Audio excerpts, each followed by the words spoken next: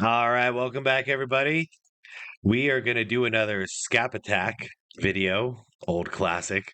This one's called LeBron James finally admits he is a ring chasing loser. This should be funny.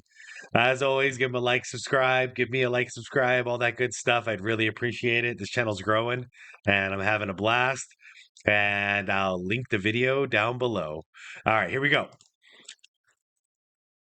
LeBron James is already in midseason form, not even a month into this, his 21st NBA season. That's Remember earlier this last year. we saw him in the 2023 NBA playoffs. He was I do. doing what he does best, namely choking in the playoffs, where Ouch. LA was in a tight West Final Series against Denver, with LeBron gagging away every chance he had to win that series. Breaking the game-tying three with 45 seconds left in Game 1, missing this layup that would have made it a 2-point game with 30 seconds left in Game 2, and this potential game winner in Game 4 that hit the side of the backboard. No, make no mistake, the Lakers weren't outmatched against the Nuggets. They just couldn't overcome the latest gagging exploits of their self-proclaimed GOAT in the fourth quarters. That one right there made me the greatest player of all time.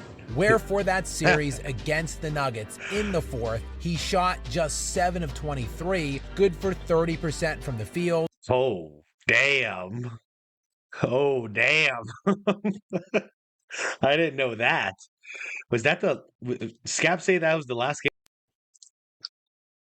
He did that? Nuggets in the fourth, he shot just 7 of 23, good for 30% from the field, and in what has been his MO for his entire career, he was even worse in clutch time for the series. 3 of the 4 games of that series were a one-possession game with under 2 minutes to play, and the Lakers won none of them, with LeBron shooting 0 for 3 in those situations and scoring exactly 0 points. Oh my God. 0.0. And ultimately, it was another sweep for the Broom King. But he blasted out of the gates in Game 1 of this 2023-2024 season, getting boat raced again by Denver, just where he left off last year. And check this shot out in the opener from this season, looking eerily similar to that game-winning attempt in Game 4 last season. Man, I really thought the Lakers were going to be a lot better than they are this year. I'm not complaining. I'm not rooting for them. But, yeah, man, I don't know. I don't know what the deal is with them. But after the game, despite the loss, as always, LeBron was impressed with himself. I mean, listen, at the end of the day, we didn't win, but I think for me, my performance and what I did individually and the time that I was out there, I think I was productive. And why not? Okay. Now that's something I never heard from Kobe or Jordan. They only cared about win or loss. They weren't out there like puffing their chest like, yeah, I did my job. I did my job. Fuck that, man. You're the captain. Lead the team to victory. He is in mid-season form and playing like he's 28, not 38. The guy's a poison. Like he's just like he's toxic for any team he's on.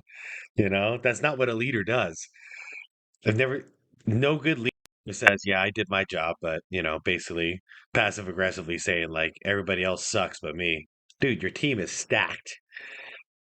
As he is shooting 45 of 57 on dunks and layups, good for 79% from 3 feet and into the basket in this early season, while he's shooting just 26 of 70 for 37% outside of 3 feet, which is right on his career average from that distance. LeBron's minuscule bag truly is timeless, as is his penchant for insufferable self-aggrandizing. And LeBron was at that again recently as well, telling ESPN that he'd still be as dominant if he never joined the Heat back in 2011.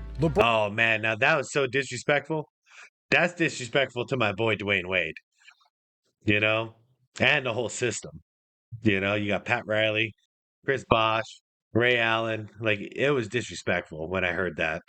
It's like, dude, if you would have been just as great, why the hell did you leave Cleveland then? You should have just got it done there. You know, why'd you have to go and join an NBA Finals MVP, Dwayne Wade, to get it done? LeBron then took to his X account to clarify those comments, saying, quote, "You damn right I would still be. I'm chosen. Ain't nothing changing that. Maybe less rings, but dominant from start to finish." Now, what kind of level of narcissism a guy is like? Not only he's got it tattooed on his back, but he's literally saying it, literally saying it on Twitter. You damn right I still would be. I'm chosen. Holy shit. How does anybody like him? That maybe less rings, but dominant from start to finish. 21 years in, and LeBron still hasn't learned the ultimate goal of this sport is winning championships. Yeah. And that the one thing that What'd has he dominate? stopped his quest of becoming the GOAT is 4 that for he's 10? only ripped 4 titles in 20 years, despite playing by and large in a preposterously weak conference with stacked super teams. Hey, if you're taking a test at school and you get 4 answers right and you get 6 answers wrong, do you say you dominated that test? Can you imagine going home to your parents and being like, yeah, I got a 40%. I dominated that shit. But remember, LeBron was 7 years into his NBA career before he sat down in that Boys and Girls Club in Greenwich, Connecticut for a 75-minute ESPN special to announce the decision, which subsequently burned the NBA to the ground for an entire decade, ushering in player empowerment, collusion, and super team building that destroyed the competitive balance of the entire sport. But as bad as the decision was for the NBA and the sport of basketball, it was unquestionably the right move for LeBron James. Are we fair there? He didn't start that shit. That was the Boston Celtics that started the Big Three stuff. Because without that move, James might possibly have no rings at all. Certainly, he would have less. And it's nice to see LeBron admit as much in his recent tweet. Of course, at the time, the media's obsession with their anointed chosen one and self-proclaimed king had Freaking already chosen one, escalated king. to Okay, this guy has called himself the king, the chosen one, and now he calls himself the GOAT. This is real. Like, this is real life. This is a real human being. What an ego. full-fledged love affair, as they had just given LeBron his 2nd consecutive league MVP award in the 2010 NBA season. And LeBron did have the best record in the NBA that year for the 2nd consecutive season. And for the 2nd consecutive season, he predictably flamed out in the playoffs, while the true best player in the world, Kobe Bryant, was winning his 4th and 5th titles against the very teams that ended MVP LeBron's seasons. And Dwayne Wade himself, in a recent roundtable discussion, admitted to contacting LeBron about a possible team-up the moment Kobe Bryant won that 5th title in 2010. Yeah, I saw this. I remember cutting my TV off as soon as Kobe ran and grabbed that ball. I was like, LeBron. All right, That was our summer free agency. They were dominating. Like, Kobe was winning all these rings. I was like, wait, hold on. Now he got 5 and we got 1? So we saw, in that span of time, 2 models presented for winning titles. The Celtics team up in 2007-2008 when 3 guys who couldn't win on their own teamed up, and the Kobe model in 2009 and 2010. If Kobe could have heard that, man, he'd probably laughing. He would have been laughing his ass off. You know, this thing. He was like, man, these guys were so freaking scared of me. They had to build a super team just to try to take me down. Accept every challenge without taking the easy way out. Something that has driven and defined all of the great winners throughout history. And of course, LeBron, in a fit of sheer desperation, had the epiphany that he could never win the way Kobe and mostly every other all-time great player had. So he hit that podium in the Boys and Girls Club in Yeah, I respect because it just triggered it because I just saw him. I respect Hakeem Olajuwon a lot more.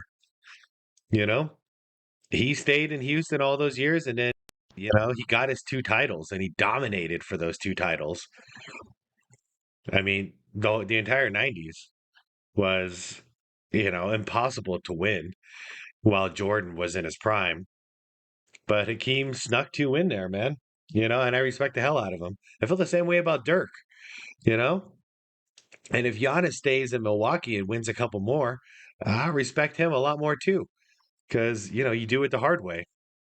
Connecticut, and one day later, along with Wade and Chris Bosh, would rise up out of the ground during a goddamn smoke show just before LeBron guaranteed 8 rings in Heat uniform. Not 5, not 6, not 7. Yeah. And honestly, definitely not 5, not 6, not 7, and not 8. And he brought him 2 out of 4 once again. Sound familiar? That's an F. That's a failing grade, man. Oh man, it's not as bad as 40% his overall, but shoot. this was an easy guarantee to make, as in LeBron's final year in his first stint with the Cleveland Cavaliers, the 2009-2010 season, 10 of the 15 All-NBA players selected that season were in the Western Conference. Players like Kobe Bryant, Kevin... I know, it was a lot more impressive to make it out of the West into the finals than it was to be in the East and make it to the finals. And I mean, and that's why he lost all those times, man. He lost all those times in the East. For him, it was like winning the championship just to get out of the East and into the finals. But that was easy, man. The real kings were the champ. Were in the West. Like any number of those, like top 4 teams in the West all those years, probably would have beat LeBron in the finals.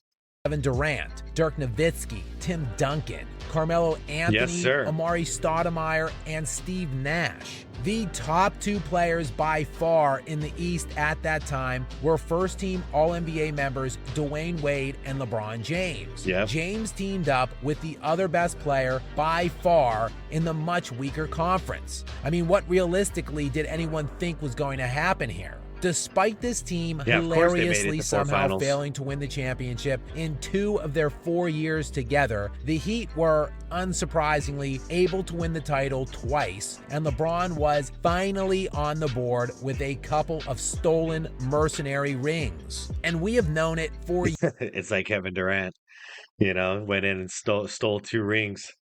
But I don't know about Kevin Durant, man. I don't know if he's ever going to win a ring. That he was bullied by the Celtics at the time, and primarily the legend of Kobe Bryant, not to mention the ghost of Michael Jordan, into finding a way to steal some cheap rings, because it was always obvious he never could and never would be able to win them the right way, something LeBron himself has finally admitted. Yeah. All right, this one's easy.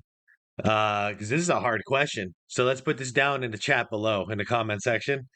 If LeBron ever left Cleveland, stayed there his whole career, all the way till now, what are we at, 20, 21 years? How many rings do you think LeBron would have had with Cleveland?